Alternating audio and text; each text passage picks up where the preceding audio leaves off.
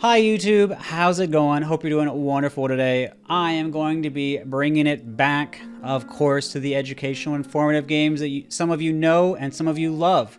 Now today, I haven't done this in a little while, but chat suggested we put a small, tiny, interesting twist on it. So we're going to do that. Today, what we're going to be doing is we're going to be bringing in a different tag. We're going to bring in the DN. Now, if you don't know what DN is, I recommend you check out my recent video on it. Very interesting technology being developed for Melee. Highly recommend you check it out. In the meantime, we're going to be promoting that while playing against people. Probably going to farm a few DCs. Probably going to have some good moments. And of course, we're still going to try and give you guys informative gameplay. So thank you guys so much for watching and enjoy the vids.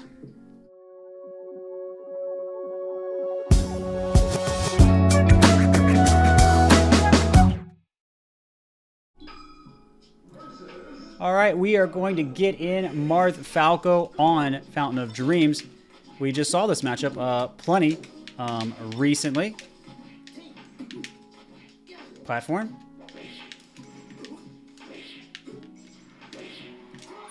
And of course, as you can kind of see, we're going to follow Falco no matter where he's going. We're always trying to stay spaced at mid% and then at high %. I thought we were going to get a double laser there. It's okay. Nice. And that's going to be a punish coming out for Eichel. Now, what are we looking for in this matchup? We're looking for Falco to whiff like that, and we're just a little bit slow to get our punish. Or we're looking for Falco to be near us in lag, such as with a laser. Oh my. And we also can do side B at close range, an option a lot of people don't think about. Falco often is jumping, and holding down is what beats side B.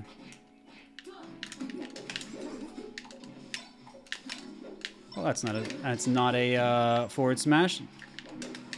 This person ran off the stage and up beat. I guess we're gonna respect that. No need to try and do a counter of forward air and down tilt if you're just gonna hold edge. Just make Falco question everything. Getting under the platform is gonna get us out here. Making sure you're always being aware of what the stage is gonna do.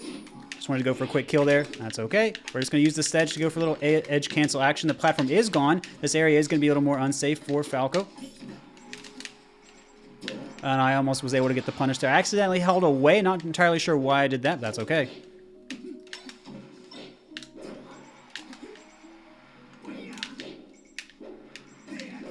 Of course, we're just going to send him down, make things go a little bit quicker there. On to the next game. We're going to be on Yoshi's Story, and that's going to be a stage with platforms at a static height, not changing like Fountain of Dreams. Now, what do we learn there? The Falco was willing to shoot a lot of lasers. Also willing. Hold on a second. Also willing to shoot until I got close and then attack. So we can use power shields more against Falco's strategies like that.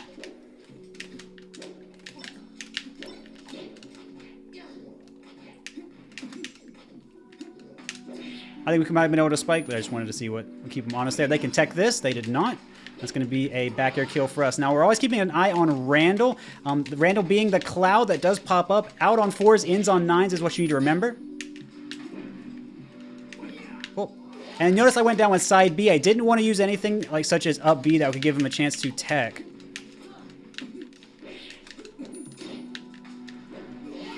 And that's going to be another punish coming out from us. Now, why was I able to get so many punishes on Eichel? Remember what I was talking about before? I was looking for aerials coming in close to me. This person gave me an aerial in when it was not quite at range to hit me. You'll also notice sometimes when I was cornered, they were able to do an approaching aerial and actually hit me because I had no more room to dash back. Now, that was great coming out on their part. So, of course, I could have absolutely pressured them in a different way. I could have used more aerials, more jab, more fair, more nair to stuff out their approaches. I just didn't do that. You saw me use side B to stuff out their approaches. You saw me use dash back, pivot grab to stuff out approaches. You saw me. What did I do after I got the punish? Either put Falco on a platform, tech chase for a little bit. You often want to get Falco to probably like mid 20-ish% before you're up throwing, at least on like Fountain of Dreams, Yoshi's, and often Battlefield. That way you can tech chase with a little bit of extra leeway, a little bit of wiggle room, as it were, but difficult words to say quickly. Or throw Falco off the stage, and then you can get a punish that way. As you can see on Yoshi's, Falco had the chance to wall jump. He also had Randall to ride that honestly saved him in one situation as well. Make sure you're keeping your eye on the clock for that. Let's see. Is there anything else I really want to talk about? Mostly just the fact that we also called out what made this work a little bit better for the player. Shooting a few more lasers, being a little more ambiguous about how they were approaching, waiting for me to come in, make a commitment, and then make things a little bit more uncertain for myself before they made an option choice on their own. Now, of course, there are ways to play around that too as Marth. It's just not something you see very commonly from a lot of Falcos, or they'll do it and then they'll just kind of... they'll overdo it, and then you can just run up on them for free, forward smash, dash attack, side B, lots of things like that.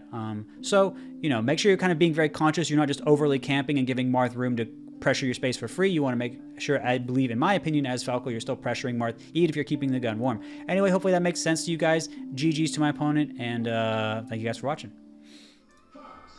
All right, Marth, Fox, Pokemon Stadium. Fox going to need to be using everything he's got to get around me here. And unfortunately, that is not his strongest start. Neither is mine, though, if I'm going to be doing that. I'm turning around to use counters so I can use the... Oopsie. Using the less vulnerable part of Marth's foot to interact with the B.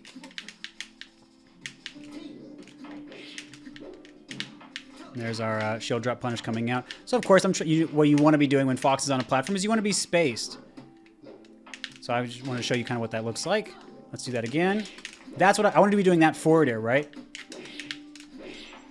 Good DI away coming out from this Fox. Okay, we're just going to grab the edge, jump up with down air. Even if we're wrong, we're still invincible, and we're still going to be okay.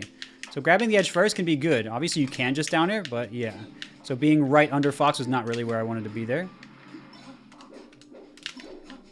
Notice I'm staying in spot, and just because Fox knows he really can't come to me, a little bit of an awkward spot for him. I'll let Fox go this way. That's fine.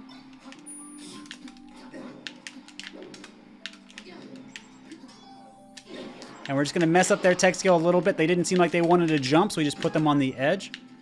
Roll back to center. I'm not sure. I think that's supposed to be down smashes, but whatever. We tippered that, so that's why they were able to move. So when you tipper your jab, people are able to get jab resetted and moved up instead of just coming up directly. Now we're going to be getting in on Falco match. We're going to be playing against lasers as opposed to direct attacks a lot more. So that's coming up for this gamer. We hit them with reverse part of up B so they wouldn't be able to tech it. Again, tech skill coming out again for kind of both parties, but that's okay. Well, coming down with laser is a good mix-up because normally Falcos can come down with aerials. Because they wanted to go around my down tilt and I was crouching, I showed them I was crouching. I did forward smash instead to cover some different room. These down smashes, of course, are them coming down with down air. I kept doing side B despite them being too high up. So I called them out coming down with laser this time, so I'm going to go ahead and punish it.